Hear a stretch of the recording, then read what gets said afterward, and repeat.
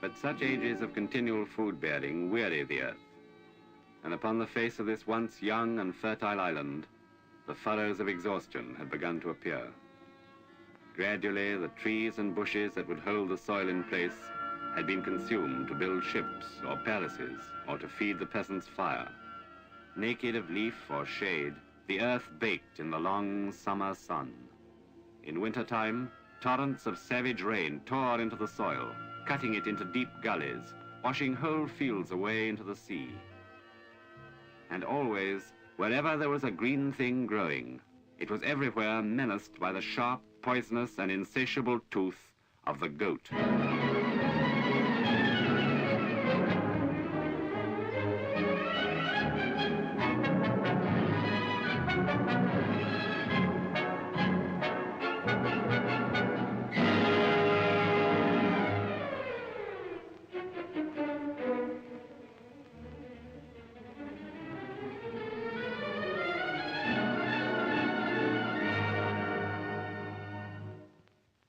To the goat herd, anything that grew was fair food for his flock.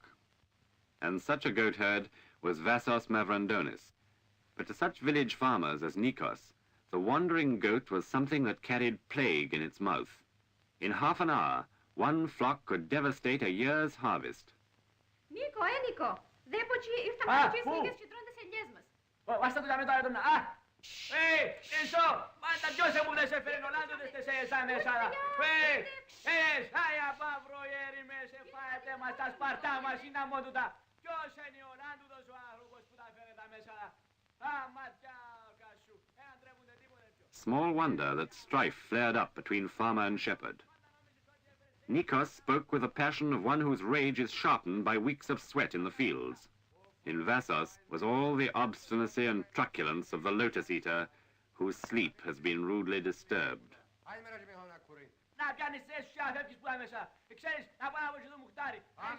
But Nikos was not alone in his indignation, and the battle did not end there. The village called a meeting to settle the goat problem once and for all. There were two sides to the question, and the village heard them. For one thing, they said, the goat had always been there. The children were raised on its milk. Its flesh was roasted at weddings and festivals. It was a valuable animal. But others replied, the goat is a menace. Where it wanders at will, it poisons our fields and our crops. It must go.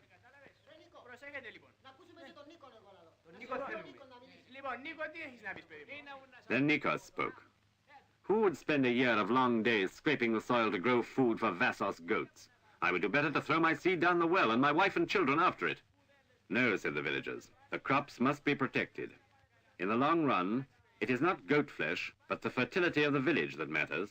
So it was decided to outlaw the goat altogether from the village area. Tethered goats only could remain. The graziers could keep sheep or settle down as farmers, but the free ranging of their goat flocks was abolished around the village. This did not go kindly with some of them. It did not go at all kindly with Vassos Mavrandonis.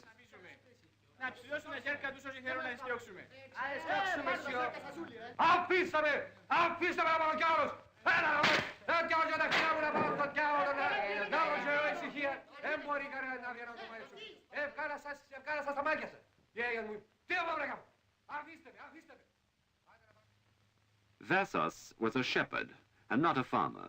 He had a few poor fields, but he had no stomach to farm them. So, with his goats exiled from the village, he took them and headed for the forest, the one-time stronghold of the shepherds.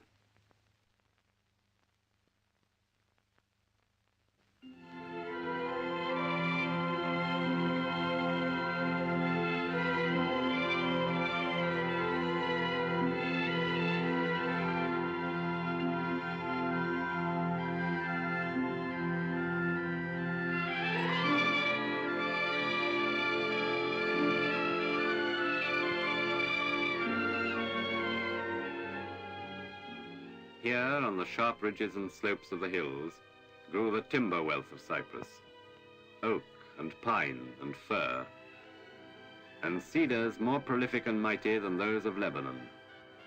From here came timber for the fleets of the Venetians, and from here they took wood to build the Temple of Solomon.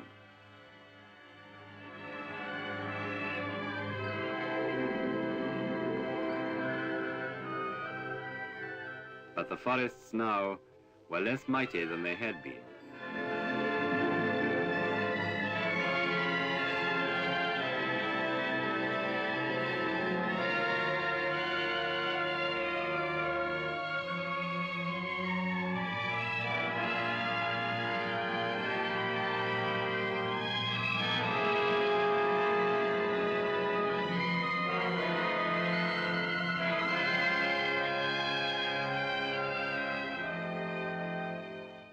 Around the snow-capped peak of Mount Olympus, among the deep ravines and ice-blue streams, lay the villages of the shepherds whose flocks for years had fed off the buds and branches of the trees, had stunted the pines and cropped off the young seedlings before they could take hold and grow.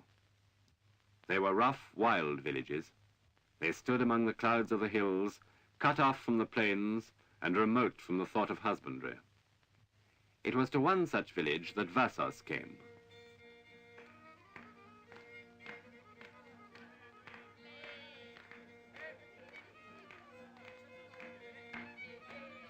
For centuries, these villagers had existed by the flesh and fleeces of their flocks. Their songs were of sheep and goats, and their dances of feud and murder.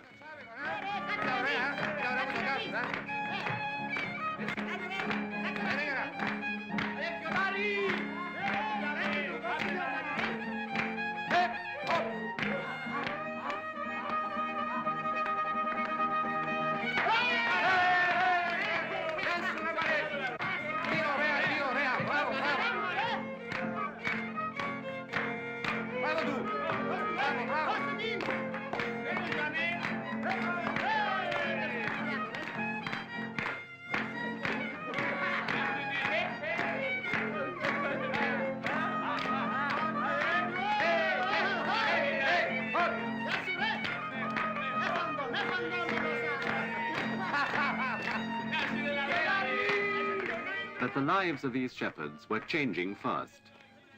Already their flocks were leaving the forest. For the forest was the wealth of the whole community, and the trees must be protected. In this stronghold of the shepherds, for years the kings of these hills, the authorities had begun, by patient persuasion and the buying up of flocks and grazing rights, to clear the area and to plant new trees that would grow straight and free from the goat's sharp tooth. Some of them resisted the change longer than others, but gradually the forest was cleared, and the shepherds began to settle down to new lives. Some became farmers. Some took to charcoal burning, for in an island where there is no coal, charcoal is one of the main fuels for the people in their homes and villages.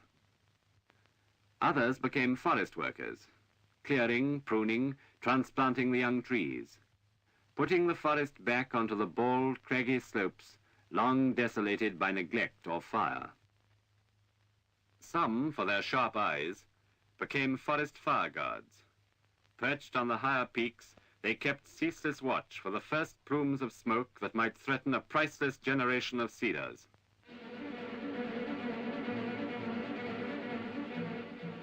Causes of fire are many, but the pitch pine torch of a disgruntled shepherd was still an all too common one.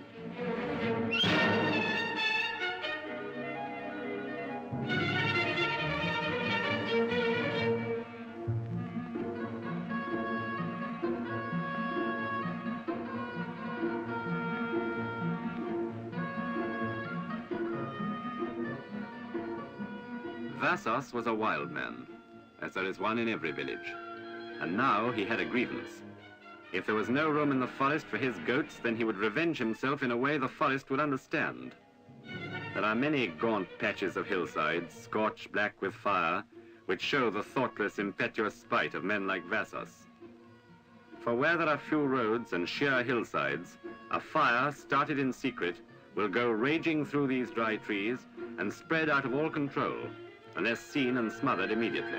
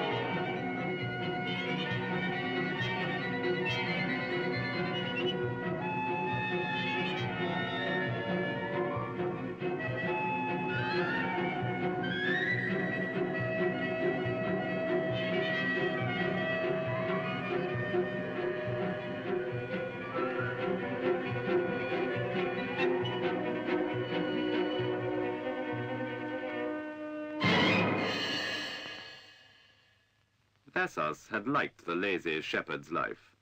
His goats had worked for him. He need do no more than lie in the shade while they fattened themselves on the trees and bushes around him. Now, for his folly, he would rest a while in the shade of the local jail.